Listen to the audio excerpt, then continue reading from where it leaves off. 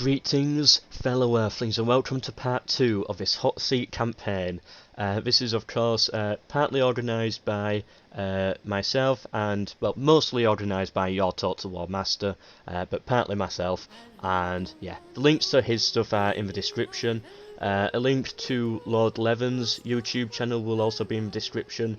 And if Vision has anything that he wants to link, I don't know, a Twitter or something, I don't know. Do people use Twitter anymore? I've lost track of like modern social technology. It's all just YouTube for me now. Yeah, but stuff can be found in the description if you're interested. So of course, check that out after this video if you want to. So yeah, part 2 of this HotSeat campaign series. Revolutionary White Lion playing as the Welsh, YourTotalWarMaster playing as the Norwegians, Lord Levin playing as the Scottish, Vision playing as the Irish, and the English are AI controlled. And it seems like we're making a good push on the Welsh right now. Wales have brought in some reinforcements. They need more troops, I think, because they don't have really any troops on the front line there. Maybe they're struggling with money, I don't know. The Irish and the Scottish have signed an alliance. Of course, there's no like real enemies yet. Everyone's allied with each other, and everyone just hates the English right now. I don't know how long the English have left, because all the human players are at war with them. But what I want to know is, how long will it be until the human players go to war? And I expect it to be very soon. I think the Norwegians are really wanting to make a poke on the Scottish. And I also think the Scottish want their revenge on the Norwegians for encircling them like they have. They have an army down here that I think is ready to do it on either Newcastle or something. And where are the Irish going to go? They could go to war with Norway, I think, or possibly the Welsh. Unsure. Of course, the Welsh have lost Oxford, and they're kind of surrounded here with a general, so that's not going to be good for them. Yeah, that was a massive setback for Wales there. They pushed too far, they lost their army, they lost Oxford. I can't see their king as well. The king was around here, so maybe he's dead. And now they don't really have a defence. Wales is just ready for the taking, and Ireland, they could do it. Just step into Wales now, and yeah, they've basically got no defences here. I can actually see Ireland, and yeah, they've got quite a large army. It looks like from this that they're making a push for England, maybe trying to take Cornwall. What do they have? That's it, that's all the army, so it looks like they're actually going for the English. Yeah, just going to take those and maybe make a push for the Welsh. They seem more interested in the south rather than the north. The Norwegians have gone to war with the Welsh. Norway has of course spotted the weakness of the Welsh, and they just walked in. They sent one unit in, one army, with like, I'm guessing they had a catapult or a ballista or something to break down the walls, and yeah, that's not good for the Welsh, and they've got no defence in these 3 settlements. In all of these settlements they've got no defence, no troops. There's just nothing here. Oh, Wales, this is not looking good. The Norwegians can just walk through this. I'm guessing, yeah, it looks like they've all grouped up into one army. Here's the king, and I don't know what they're doing. Trying to find a new homeland in England or something? Like, don't fight the Norwegians, just run away from the Norwegians and let everyone else do it. But now that Norway has their troops focused down here, now might be the time for Scotland to strike and actually start taking some territory. They've only taken 1 settlement this game so far. They're not looking good. Of course, they're looking better than the Welsh. The Welsh have expanded more, but they don't look good about it. The Irish have done a lot of expansion, but they're looking good. The Norwegians have done expansion, but they're looking good. Whereas the Welsh have done it, and yeah, it looks like it's caused more damage, if anything. Oh, come on, Wales, really? The Welsh got vassalised by the English. Oh, that's not good. That's not what you want. If you want to know what actually happened to Wales, it was at about this point here that the player, his computer stopped working, and we actually had to skip him about 3 times. So the Welsh, they've not actually had anyone controlling them about 3 times. Actually, it might be for the last 3 turns, or for the last turn and maybe the next 2 turns. I don't know exactly how it goes, but I think they're being AI controlled. I don't know how it works if a faction skips a turn. I don't know exactly, but yeah. Either way, it's not good for the Welsh. And it was about turn 16, I think, that I took over and started playing as Wales. And yeah, what a nightmare I was left with. The Norwegians somehow made it down here to London. I'm guessing this army from Lincoln managed to sneak around, has like a siege unit and just walked in. So yeah, well done to the Norwegians for taking London. Which I don't think the other AI human players know about. I don't think they know London's fallen yet. Of course, the Irish have landed down here, taken Cornwall. We've got quite a big army led by the King, so we're going to take some more English territory and maybe make a push for Ireland. I don't know yet. Nothing is stopping these Norwegians on their siege equipment. They're just walking into settlements turn 1 because, of course, they don't need to wait to build battering rams if they've got a ballista attached to their army, and Canterbury has fallen just like that. They're really taking a big chunk out of England and northern Wales. Of course, Chester has fallen, and I think, yeah, we've got troops around. I think they're interested in sniping some of these settlements here once the Welsh troops leave. It's not looking good for the Welsh. Really not looking good. Oh, but here we have it, the Scottish this turn, yes, they've finally realised what's going on, and yeah, they've gone to war with the Norwegians, at last. It's finally happened. Of course, they've got this fort under siege. They need settlements under siege, but it looks like the English are taking care of York, and yeah, this is where it gets interesting. The Norwegians have somehow got an army around here. They've been playing really sneaky, like getting armies around in weird locations that the Scottish won't expect, and yeah, this is probably going to take Edinburgh. The Scottish have a large army in Inverness and Perth, which could help out down here, but I doubt it. And of course, the Norwegians here as well, with quite a big army, ready to move down and take Glasgow or something. Okay, I've only gone 1 turn and I don't have a clue what just happened. I really don't have a clue what just happened. I'm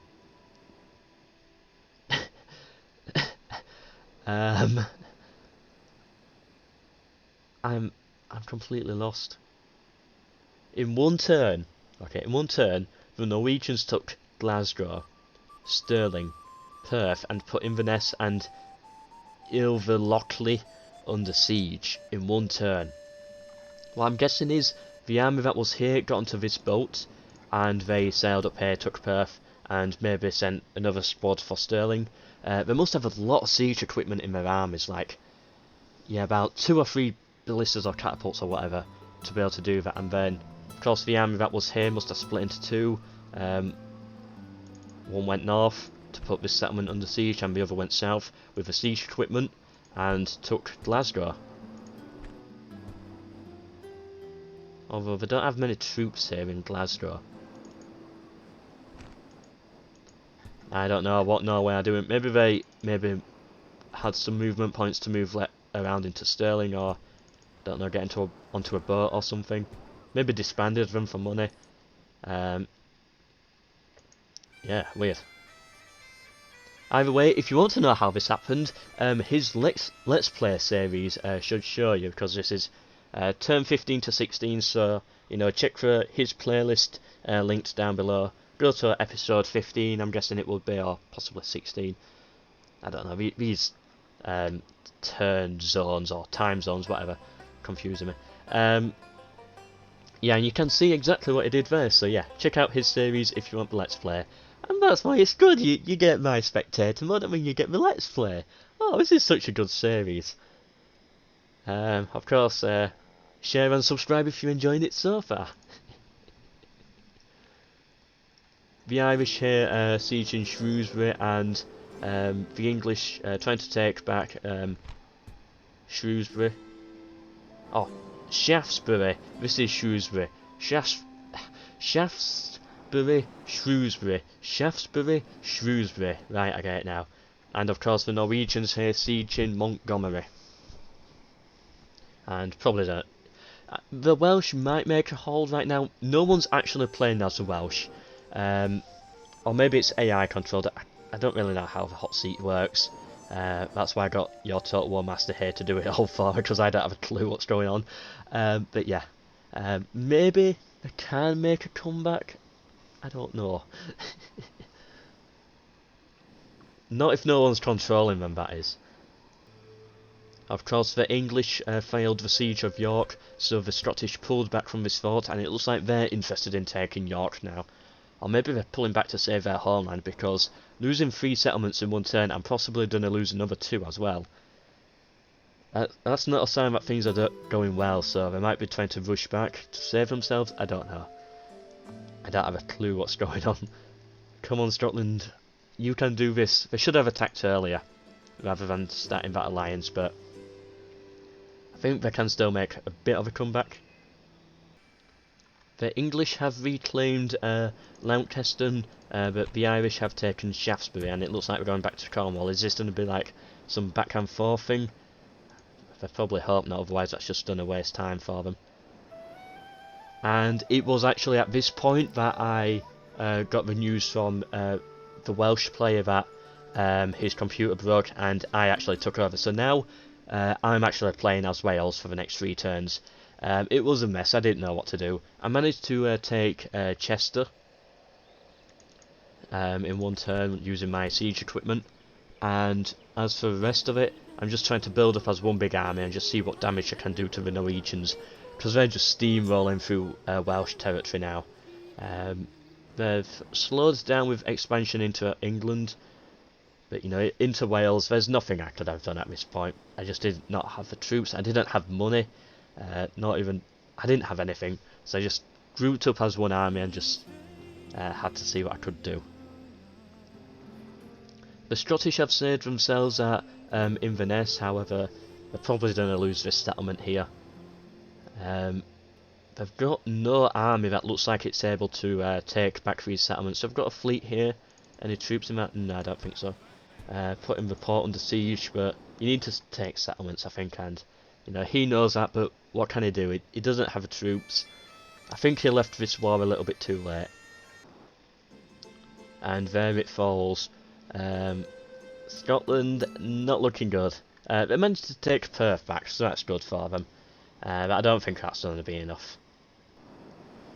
The Norwegians took Pembroke from the Welsh.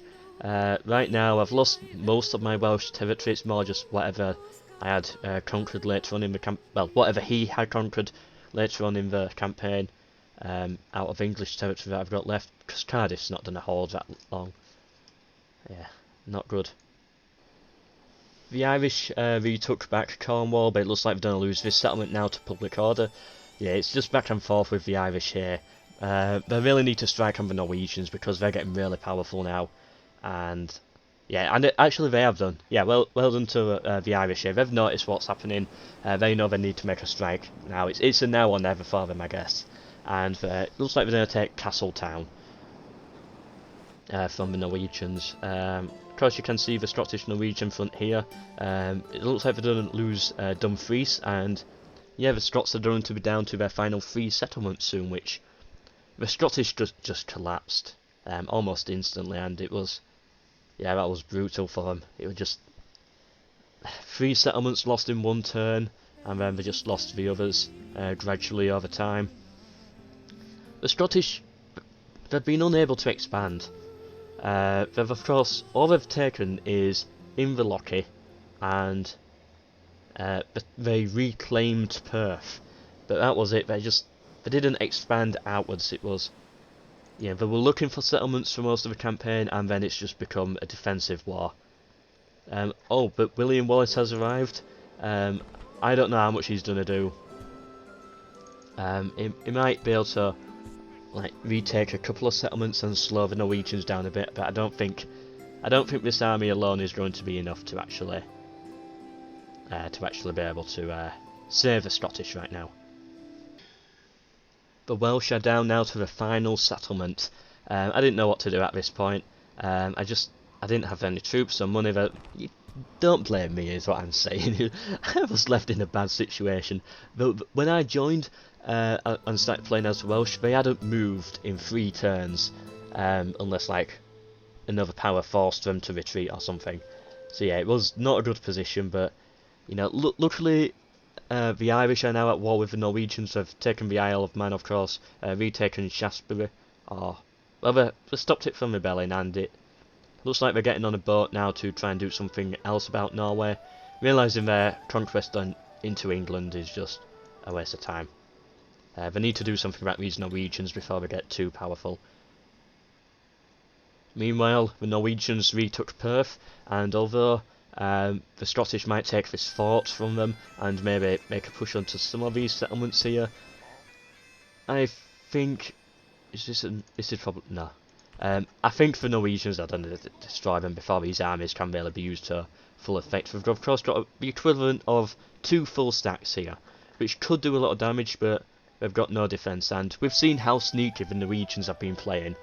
So if they manage to get in and just take Inverness and Aberdeen, then all of a sudden these armies are useless. They'll just go rebel like that. But which human faction is going to die first? The Welsh or the Scottish? I think that's going to be interesting to see. Either 2 settlements or 1 settlement. Which is going to fall first? Oh, and it seems like the AI English are wanting to make a push on the Norwegians, trying to get a bit of their revenge here as well. The Scottish are down to their final settlement. Of course, the difference between the Scottish and the Welsh is that the Scottish have troops, whereas the Welsh don't. Of course, it looks big here, but of course all the armies are damaged, and you can see how damaged they are on the banner. My final settlement here is under siege, and I've got no defences. What is the point at this point? I think the Welsh are going to be out next turn. The Norwegians making a push onto English territory here. They've got quite a big English army there to fight, but I think they could beat that. The Irish, don't know what they're going to do with this army. They're probably going to make a push up and take the Welsh. Fight the Norwegians and try and save the Welsh, I mean, but I think it's going to be too late by this point. But I was starting to see a change in the tide of things. Of course, the Scottish have quite a big army here. They could retake Perth, what was once the capital, I think. Yeah, I think Perth is the Scottish capital at the start, not Edinburgh. And of course, they've got this settlement under siege here, which they're probably going to take. And the Irish are making a very good push onto some of these islands, probably going to take Arran from the Norwegians. So yeah, this could be the start of some things that are about to change. Of course, the loss of the Welsh is going to be quite a big blow for the Norwegians here. And if you check for diplomacy, everyone is at war, almost, I think. Yeah, everyone's at war with the Norwegians. So it's like a mini World War thing. You've got the Axis powers, which is the Norwegians, and then you've got the Allies, which is the Irish, the English, the Scottish, the Welsh, all at war with the Axis Norwegians. And yeah, it was like a team effort to try and bring them down, because they were the most powerful player in the game at this point, and you can see it on the map. They're the most powerful at this point. So yeah, we all had to team up, and you know, as a united force, can we bring down the Norwegians? Can we do it? I hope we can. Of course, we've still got all of Ireland here, and this is quite reasonably good economically. They clearly can afford some quite big armies, and they're making a push. And the Norwegians, you've got to look at it this way. Where's their troops? You can't see their troops on this side of the map. Of course, yeah, I know about where their troops are. They've got troops all around. But up here, in the north, they don't have troops.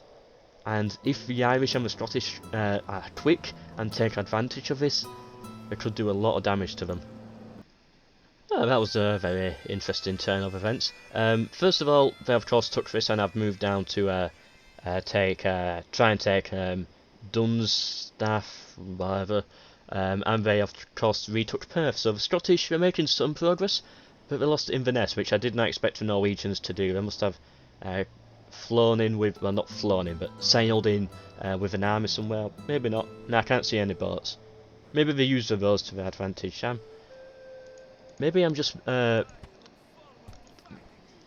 maybe I'm yeah, that's what I thought. I'm under what's it called? Under exaggerating, underestimating. Yeah, there we go. We found the word eventually. I think I'm underestimating movement points. Of course, as we can see here, armies can move quite a lot, and I expected it to be smaller than that. So yeah, that explains some things. Of course, they can move from weak all the way to Inverness in one turn. I'm guessing because we can see, yeah, quite high movement points. Which I didn't know. I've never really played this Britain campaign. Same with Teutonic one. I prefer the Crusade campaign. In fact, I prefer vanilla. Vanilla Medieval 2 Total War with some mods. That's what I prefer. Third Age mods as well. Those are good. Those are really good mods. But yeah. Oh, and the Welsh have of course died. So of course I. Sorry. You can't actually see this right now. But this is something that's happening in my room right now as I'm recording. I've got a piece of paper by my side, and it's just got the passwords on so that I know how to like toggle Fog of War so that I can see what's going on and record this series. I've got it all wrote on a piece of paper. This piece of paper is right next to my laptop, and of course I'm actually, as I'm recording this, I'm doing some other stuff as well, so the fans are on like really high right now as the laptop's getting warm. And the piece of paper's next to the fan, and it just started levitating in midair. It didn't go like so high up that it would fly away. It didn't land at any point. It didn't like get pushed to the side. It was just levitating for like 10 seconds. It looked like something from a magic show, just levitating in midair because of the fans. Yeah, I've had to move my piece of paper a bit further to the side now, and yeah, we can continue with the series. I just found that amusing, that's all, and wanted to bring it up. It seems like the English are making a push onto the Norwegians here. They could take Montgomery from them, and you know that would be another loss for the Norwegians. Where's this Irish army? So, here they are. It looks like they're moving round. I don't know if they've done an attack for the English. They might be going for the Norwegians, trying to get them at Canterbury and make a push for London, which would be really interesting to see. I think the Norwegians took this as like a safe spot, you know. Two reasonably really good places economically to own, so yeah, take these two and keep them at the side, and no one will know that they're owned by the Norwegians. Like, no one's gonna know, because no one has maps with them, no one's gonna really explore this part of the world. And if I do toggle FOW, this is what the Irish can see. Yeah, this is everything the Irish know. They don't even know what's going on in Scotland. For all they know, the Welsh might own all this, for all they know. They don't know that the Norwegians own territory down here. It's just, compared for their maps, they actually still think that the Welsh are alive. Now, they know the Welsh are dead. We all talk to each other on the Discord. Link to the Discord down below, by the way, if you want to join and take part in January's HotSeat campaign, if we do one, depending on the views of this series, of course. Yeah, still got this island under siege there, but I was just wanting to point out that, you know, he can't see the map. He doesn't know that the Norwegians are here, I don't think. I don't know how much he knows, how powerful the Norwegians are right now. And here we are at the final turn of this episode. There's one more episode left, but I'll get into all that later. The Scottish have taken Stirling and Edinburgh. It's like they're retreating from the Norwegians by the looks of things. I don't know if that's what they're doing, but it's like they're taking land further south, but the Norwegians are just taking their northern land. And as you can see here, they've lost this as well, and Perth, and yeah, it's like, it's weird. They're playing like the Mongols in a way, just like, they don't care what happens behind them, they're just going to charge forwards and kill everything in front of them. And that seems like what they're doing. I don't know if that's a plan, but that's what it looks like. Of course, the Irish making a further push onto these islands, trying to take Mull here, and probably a few more as well. But yeah, again, as I said with Ireland alone is not going to do it. Ireland and these islands are not going to do it. You need to get onto the mainland, I think, and of course he's done it down here, but yeah, I think a strike here in Wales would have been good. Catch Norway off guard, because the Norwegian armies here, they're fighting the English. They don't have time to deal with the Norwegians, so that would have been good. Maybe, yeah, well, he does have the money. I would say he might not have the money. I don't really know how his economic situation is here. It's reasonably good. He's building buildings for some reason, investing into the future.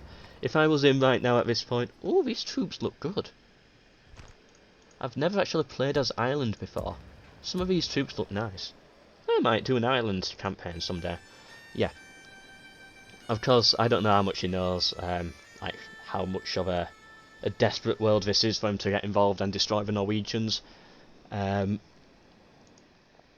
yeah, I wouldn't bother with these farms at this point. I'd just invest fully into soldiers and just send everything overseas. Like, have some D-Day landing. I'll land one army here to take this from the Welsh and another army about here just to really like go all out military. I think is what it needs to do right now. The English have York under siege. They probably won't take it because Norway will bring in these reinforcements. So yeah, that's just a waste of time for the English AI. But no, it's good to see that the English are, even though they're an AI faction, they're still playing aggressively. The Irish, of course, took Winchester right near the end of episode 2, and they're probably going to lose it. It's by public order, the English had done a walk in. I don't know what he's planning on doing. If I was him, I wouldn't bother with the English right now. I'd just go, I've said this before, go all out on Norway. Turn this into a total war. Yeah, don't bother with economy. It's total war. Like, focus all on soldiers, and I think that's what Norway have done for most of this campaign. They've built buildings as well, I'm guessing, but you know they really went all out with the military at the start, and that was really good for them. Either way, this is the end of the world right now. This is the end of this part, and yeah, part 3, which will be the final part, will come out this Saturday. Oh, just checked my schedule. Yeah, this is being uploaded on Boxing Day. Like it's about the 20th of December right now, but this is being uploaded on the 26th of December. So yeah, I hope you all had a good Christmas. I don't know if I did yet. It's like 5 days away at this point. I always get really excited at Christmas. I'm like a little child at times. Even though I'm 20 years old, but still, whatever. Let me have my fun. Yeah.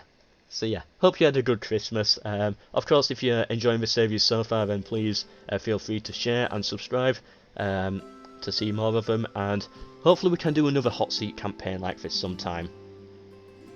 That would be really, really good. If you want to join my Discord, and there's probably going to be one in January, or you can join YourTotalWarMaster's Discord, which will also be linked below. And yeah, hope you've enjoyed. Hope to see you in the third and final part this Saturday, which will be... No, that's not New Year's Eve yet. That's 28th, I think that is. 28th. So yeah, hope you've enjoyed, and goodbye.